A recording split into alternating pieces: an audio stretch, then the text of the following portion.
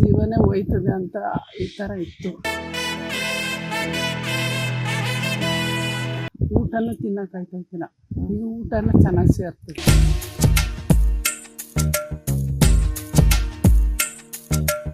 ನನ್ನ ಮಗಳದ್ದು ಸ್ವಲ್ಪ ದುಡ್ಡು ಕೊಟ್ಬಿಟ್ಟು ಅವರು ತಗೊಂಡು ಹೊಂಟೋಗ್ಬಿಟ್ರು. 5 ಲಕ್ಷ ಇಸ್ಕೊಟ್ಟಿದ್ರು. ಅವಳೊಂದು ಕಡೆ ಇದು ಕ್ಯಾಶಿಯರ್ ಕೆಲಸ ಮಾಡ್ತಾಯಿದ್ದು, ಇಲ್ಲ ಕಾಸು ಮಾಡ್ತಾಯಿದ್ದ. ಅವನು ತಗೊಂಡು 3-4 ವರ್ಷ ಆಯಿತು. ದುಡ್ಡೇ ಕೊಟ್ಟ. ಇವಳು ಕೈಯಿಂದ ಬಡ್ಡಿ ಕಟ್ತಾವಳು. ಅವಳು ಯೋಚನೆ ಮಾಡಿ ಏನೇನಕ್ಕೋ ಇದು ಮಾಡೋದು ಮಗಳೇ ಅವಳು. ಆಮೇಲೆ ಈಗೇನು ಅದಕ್ಕೆ ಇದು ಮೊಬೈಲಲ್ಲೆಲ್ಲ ನೋಡಿದ್ಮೇಲೆ ಸರಿ ಇಲ್ಲಿ ಬಂದು ನೋಡುವ ಏನಾಯ್ತದೆ ಅಂತ. ಅದಕ್ಕೆ ಅವ್ರು ಹೇಳಿದ್ರು ಕೊಡಿಸ್ಕೊಡ್ತೀನಿ ಅಂತ ಹೇಳವ್ರೆ. ಆದ್ರೆ ಈಗ ಅವ್ರು ಇಲ್ಲಿ ಬಂದು ಕೇಳಿದಾಗ ಆಯ್ತದೆ ಅಂತ ಹೇಳವ್ರೆ. ಇನ್ನೂ ಆಗಿಲ್ಲ. ಮುಂಚೆ ತುಂಬಾ ಹುಷಾರಿಲ್ಲ, ಇಲ್ಲಿ ಬಂದ್ಮೇಲೆ ಸರಿ ಆಯ್ತು. ಏನು ಹುಷಾರಿಲ್ಲ ನನಗೆ ಅಂದರೆ ಉಸಿರಾಟ ತೊಂದರೆ, ಮೈ ಕೈಯೆಲ್ಲ ಏನೋ ಒಂಥರ ನನಗೆ ಇದೇ ಹೊಂಟೋಯ್ತದೆ, ಜೀವನೇ ಹೋಯ್ತದೆ ಅಂತ ಈ ಥರ ಇತ್ತು.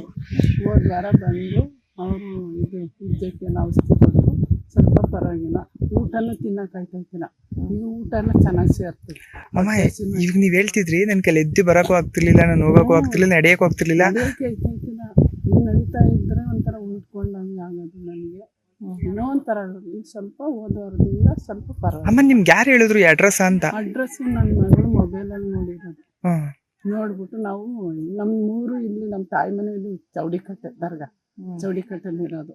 ಅಮ್ಮ, ನೀವು ಎಷ್ಟು ಸಲ ಬಂದಿದ್ದೀರಾ ದೇವಸ್ಥಾನಕ್ಕೆ ಅಂತ? 2ನೇ ಸಲ. ಎರಡನೇ ಸಲಿಗೆ ಪರವಾಗಿಲ್ವಾ? ಸ್ವಲ್ಪ ಪರವಾಗಿಲ್ಲ. ಆರೋಗ್ಯ ಸಮಸ್ಯೆ? ಆರೋಗ್ಯ ಸ್ವಲ್ಪ ಪರವಾಗಿಲ್ಲ. ಅವತ್ತಿಗಿಂತನೂ ನನಗೆ ಬರೋಕ್ಕಿಂತ ಮುಂಚೆಕ್ಕಿಂತನೂ ಈಗ ಆರೋಗ್ಯ. ನಿಮ್ಮಂತ ಸಾವಿರಾರು ಭಕ್ತಾದಿಗಳಿಗೆ ಹುಷಾರಿಲ್ಲ ಅಂತಾರಲ್ಲ, ಅವ್ರಿಗೆ ಏನು ಹೇಳಕ್ ಇಷ್ಟಪಡ್ತೀರಾ ಅಂತ? ಅವ್ರಿಗೆ ಅದೇ ಇಲ್ಲಿ ಬಂದು ನೋಡಿ ಪೂಜೆ ಇದು ಮಾಡ್ಕೊಂಡು ತಡೆಗಿಡ ಒರೆಸ್ಕೊಂಡು ಹೋದ್ರೆ ಸರಿ ಆಗುತ್ತೆ. ಅಮ್ಮ, ಥ್ಯಾಂಕ್ ಯು. ಇಲ್ಲಿ ಇದು ಮತ್ತೆ ಶಾಸ್ತ್ರ ಹೇಳ್ತಾರಲ್ಲ, ಅದು ನಿಜ? ಅದು ನಿಜ ಅನ್ನಿಸ್ತೈತೆ. ನಾವು ಹೇಳೋದಕ್ಕಿಂತಲೂ ಜಾಸ್ತಿ ನಿಜ ಆಗ್ತಾರೆ. ನಮಗೇನು ಅನ್ನಿಸ್ತೈತೆ ಅವ್ರು ಹಂಗೆ ಹೇಳ್ತಾರೆ. ನಾವೇನು ಹೇಳೋದೇ ಬೇಡ, ಎಲ್ಲ ಹೇಳ್ತಾರೆ. ಥ್ಯಾಂಕ್ ಯು ಅಮ್ಮ. ನನಗೇನೋ ತುಂಬ ಖುಷಿ ಆಯಿತು. ಆರೋಗ್ಯ ಚೆನ್ನಾಗಾಗಿ ನನ್ನ ಮಗಳು ದುಡ್ಡು ಬಂದ್ಬಿಟ್ರೆ ಅಷ್ಟೇ ಸಾಕು. ನಾನು ಇನ್ನೇನು ಕೇಳ್ತಾ ಇಲ್ಲ.